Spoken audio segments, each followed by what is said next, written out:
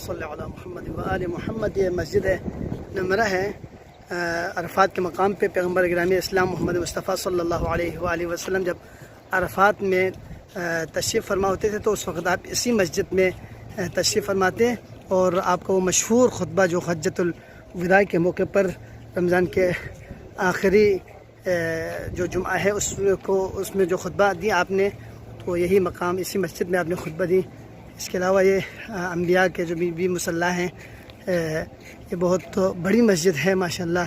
حجاج نفذ الحجہ کو عرفات میں، اس عرفات کے مقام پر جب بیٹھتے ہیں تو اسی مسجد میں آ کے نماز پڑھتے ہیں، اور اس ایک روایت کے مطابق یہی وہی مقام ہے جب مولا امیر المومنین علیہ السلام کے ہاتھوں سورہ برات پیغمبر نے دیا، تو اسی مقام سے آپ کے ہاتھوں یہ سورہ برات دے کے بھیج دیا، وہ یہی مقام ہے۔